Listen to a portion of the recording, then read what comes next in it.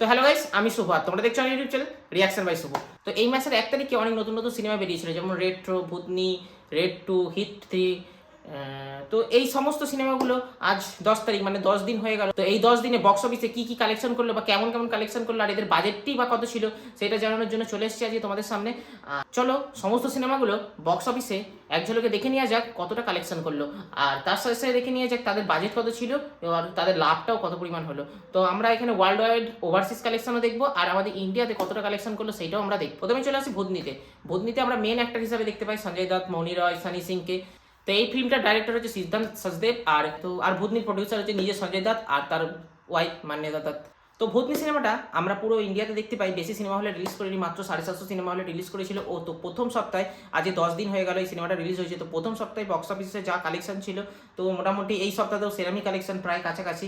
তো তো ভূতনি এই সিনেমাটা প্রথম 8 দিনে, মানে আজ 10তম দিন, তো প্রথম 8 দিনে সিনেমাটা 9,28,00,000 টাকা নেট রেভিনিউ করে ফেলেছে। আর 9 নম্বর দিন বলতে পারো, মানে কাল, সিনেমাটা শুধুমাত্র কালকে 68 লাখ টাকা তোমার কামিয়েছে। আর আজকে 10তম দিন, তো রিপোর্ট অনুযায়ী আজকে 90 লাখ টাকার কাছে কামিয়ে ফেলেছে। আর যেহেতু আজ শনিবার, কালকে রবিবার, মোটামুটি আজকে যা কামিয়েছে তার 25%-এর থেকেও বেশি কালকে কামাবে বলে আশা করা যাচ্ছে ভূতনি সিনেমাটা। তো ওভারঅল ভালো সিনেমা, দেখার মতো সিনেমা, ফ্যামিলি মানে বাচ্চা ছোট সবাই মিলে এই সিনেমাটা দেখতে পারবে। তো যবে থেকে রিলিজ হয়েছে তবে থেকে আজকে পর্যন্ত মিলিয়ে টোটাল প্রায় 10,68,00,000 বা 70 লক্ষর কাছাকাছি সিনেমাটা কামিয়ে ফেলেছে। কিন্তু সিনেমাটার বাজেট 25 কোটি, তো বোঝা যাচ্ছে না সিনেমাটা 25 কোটি বাজেটে আদৌ যাবে কিনা। তবে আশা করা যাচ্ছে যে 15 কোটি আজকে আর কালকে, মানে রবিবার আর মঙ্গলবার, মানে 2-3-4 দিন মিলিয়ে 15 কোটি কামিয়ে ফেলবে সিনেমাটা। তো 1 তারিখে আরেকটা সিনেমা বেরিয়েছিল, তার নাম হচ্ছে রেট্রো সিনেমাটাও চলে এসেছে সবার সামনে। তো 10 দিন হয়ে গেল এই সিনেমাটাও। তো এই সিনেমাটা ডাইরেক্ট করেছে কার্তিক সুব্বারাজ, আর প্রডিউসার নিজে সুরিয়া, যে সুরিয়া নিজে অভিনয় করছে আর তার সাথে অভিনয় করছে পূজা হেগড়ে। আর এই সিনেমাটার প্রডিউসারও সুরিয়া। সাউথের ফিল্ম হলে অনেক হাই লেভেলের এক্সপেকটেশন থাকে আমাদের কাছে, তো কিন্তু রেট্রোতে সেটা ছিল, কিন্তু রেট্রো সেটা দিতে পারিনি। প্রথম সপ্তাহেও সেই একই, আর দ্বিতীয় সপ্তাহে মোটামুটি অ্যাভারেজ এখনও পর্যন্ত বাজেট আছে, বাজেটে চলছে। আর এখন আগে তো তাও হিন্দিতে রিলিজ করেছিল বা হিন্দিতে চলছিল, এখন সেটাও চলছে না, এখন শুধুমাত্র একটা ভাষা তামিলেই চলছে। তো রেট্রো ইন্ডিয়াতে এখনো পর্যন্ত প্রায় 70 কোটি টাকার কাছে কামিয়ে ফেলেছে। আর অন্য সিনেমার তুলনায় রেট্রো বিদেশে ভালো প্রভাব ফেলতে পেরেছে। তো বিদেশে প্রায় 32 থেকে 33 কোটি টাকার কাছে বিদেশে কামিয়ে ফেলেছে। তো তাই জন্য রেট্রোর world wide box office collection প্রায় 115 কোটির কাছাকাছি হয়ে গেছে এখনই।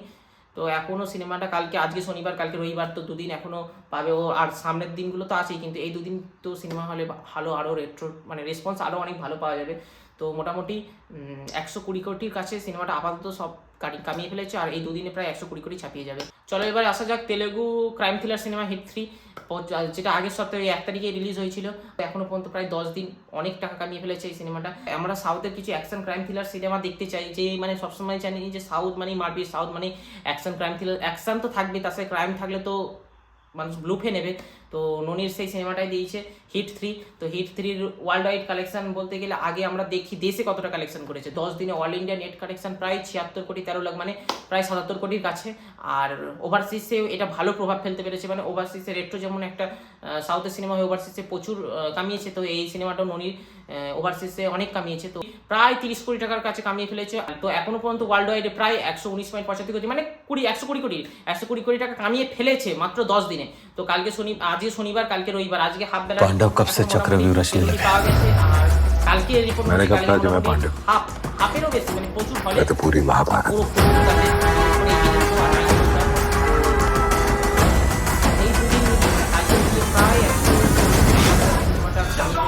তো আশা করা যাচ্ছে এটা যে। তো এরপরে চলে আসি রেড 2-কে, যাকে নিয়ে এত ভরসা এত আশা, মানে যার জন্য আমরা আজকের এই ভিডিওটা করতে চলেছি, যে রেড 2 বক্স অফিসে কতটা কালেকশন করলো। তো রেড 2 বক্স অফিসে সেই রেড 2 1 তারিখে রিলিজ হয়েছে, আর 1 তারিখ থেকে 10 তারিখ পর্যন্ত, মানে আজকে 10 দিন যাবত রেড 2-তে প্রায় 130 কোটি টাকার কাছে রেড 2 কামিয়ে ফেলেছে অল ইন্ডিয়া, শুধুমাত্র অল ইন্ডিয়া গ্রস ইনকাম। এখন ওভারসিজে তো অনেক অনেক বেশি।